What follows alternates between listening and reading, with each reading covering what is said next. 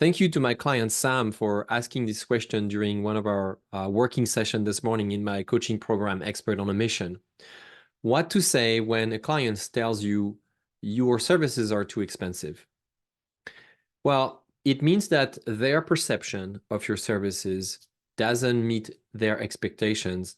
The value that they perceive that you provide is not aligned with their expectation, what they should be paying for. So it is your job to address that misalignment. A client that tells you this gives you actually a chance to dig into that question and make sure that they're happy and that they are getting the value that they're paying for. But here's the thing. I used the terms perceived value.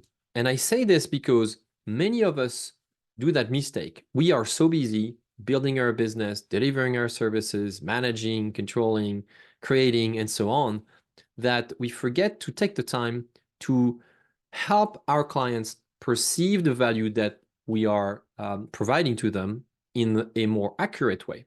What do I mean by this? I've noticed that your clients need the time to reflect on the services that you provide to them. They need the distance. They need to see how to apply your advice, how to apply and how to use the deliverables that you create for them. So what should we do very concretely to realign that value, that value compared to what their expectation is? Well, we should first of all have them reflect on the value that they are getting.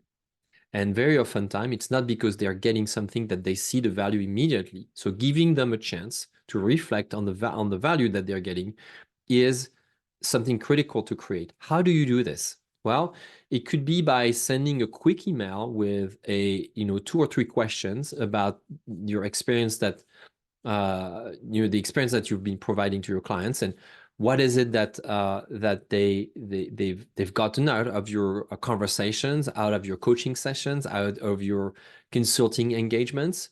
What would they be excited to implement? And what else should be implemented so that the work is even greater?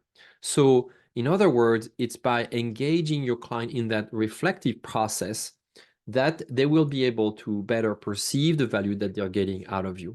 If you don't have anything like that, this could be a simple step. So one of the steps that I have in my coaching program, Expert on a Mission, at the end of each consultation, I send a quick email, and I have a template for that. I have a very brief template with 3 questions. And I sent my clients this brief email, and that email is titled Your Session Takeaways. And in that email, I asked them how they've experienced the 1 hour of work that we did together, and that helps me better be aligned, better understand what is it that what is the value that they perceive, and also give them a chance to reflect on the value that they are getting. Right, so create something, create a post consulting, post coaching, post engagement device that gets you to have this conversation, that gets you to get that feedback very, very quickly.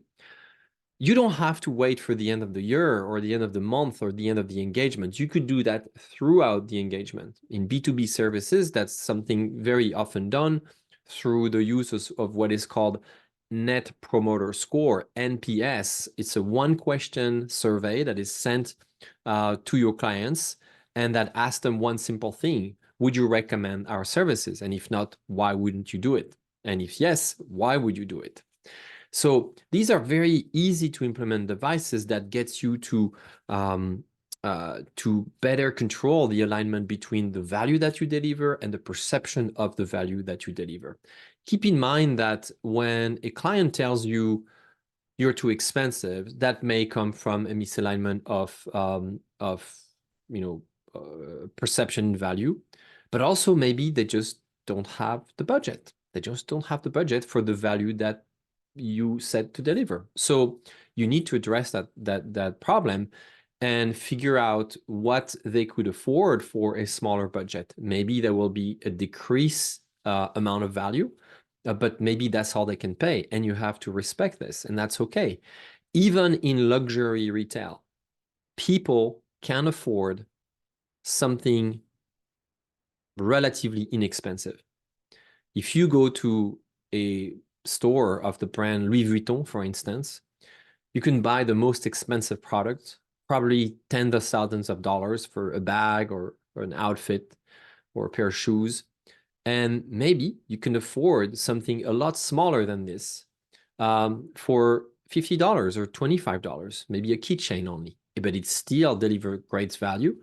It still delivers great value. It still delivers value from the brand that you want, that you respect.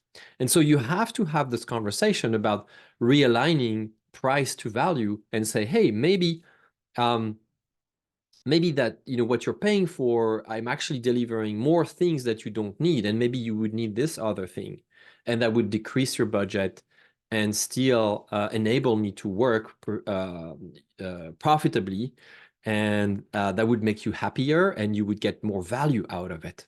So value and pricing are two different things. Value is in the eyes of the beholder, first of all. As a service provider, as an expert, you don't get to dictate what the value of your services is. People will tell you what the value is, right?